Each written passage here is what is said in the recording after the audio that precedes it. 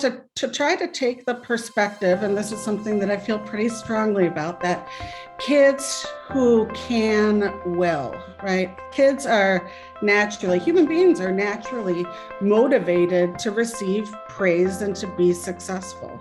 And I think many times it can feel like your child is being defiant or just not trying or just doesn't care or he's just lazy, as opposed to trying to think about it. Well, this is a skill set that isn't developed, and maybe taking a look at your expectations and how much you're setting your kid up for success by trying to scaffold tasks for them and make modifications in the home environment that will help them to be more successful. We know that for kids with ADHD, sort of the carrot has to be bigger, it has to be right in front of them, it has to be more salient. It has to be a candy bar and not a carrot, right? Kids with ADHD are naturally not going to react as strongly to motivating factors that might work for another kid. Kids are earning positive feedback for good behavior as opposed to constantly feeling punished for bad behavior. That feedback will work best for a kid with ADHD the closer that it's given to the point of the behavior. If you're not checking in with your kid along the way while they're doing their homework and saying, oh, great, you finished that math worksheet, I'm glad you're moving right along. You're waiting until they're done with all of their homework. They might get stuck along the way, right? They might need even more frequent reinforcement. So some of the sort of key words that I think about as far as how to respond to your kids' behaviors, whether they be positive or negative, is that feedback be incredibly consistent and frequent, right? So consistent meaning that a child knows that a certain behavior is going to elicit a certain response from you. It's going to elicit that same response from another parent or guardian or nanny, so that incentivizing is taking place even more frequent than you think it ought to be. Remember, for kids with ADHD, it's just not powerful enough that you're going to be disappointed in them at the end, right? They're not thinking like, oh gosh, I'm going to have another disappointed mom, right? They're thinking, well, if I earn $5 more, that means that I can get this new video game by the end of the weekend, and I will see that $5 in my hand at the end of completing this task, right? And so those incentives don't need to be anything huge, but they do need to be meaningful, and they need to be immediate. They need to be consistent. One of the other things that I think can be most essential for kids with ADHD, and I think that this is part of the thing that gets in the way the most, probably, as far as just like getting through the day, getting out the door, getting homework done.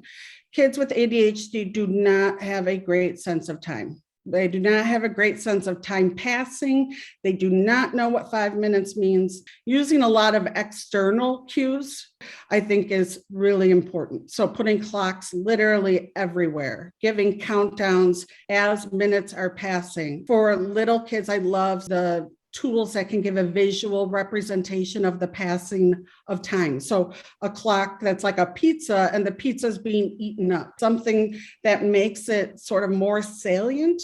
And then in that same way, and I think that this is one of the hardest things for parents of kids with ADHD, but is trying to be in a place where you can plan ahead too, right? So that you are creating a structure where kids can have certain expectations of like, it's Wednesday and this is what happens on Wednesday. So really setting up those expectations and that structure in advance, I think, can be really helpful and sort of prevent a lot of conflict that comes up when you aren't giving those updates in advance of what your expectations are. In providing that structure, always sort of verbalizing that you have a plan B as well, and sort of talking through that. And I think sometimes parents are afraid, like, if I give too much notice about a change that's coming up, it just gives more opportunity for negotiation, right? Or something like that. But I think that again is where that consistency comes into play too, where you have to, sort of say, well, this is the way that it is. I want you give you some time to process that, but it's not changing. Like that's the way it is. I think what makes it so hard too sometimes is that there's a pretty big genetic component to ADHD, right? And so usually the apple is not falling far from one of the trees. And so then you're talking about a parent who might struggle with the same things that their kid struggles with, right? And that could be even more painful, I think, when you think back to like, oh my gosh, I remember trying to write my term paper junior year and it was miserable.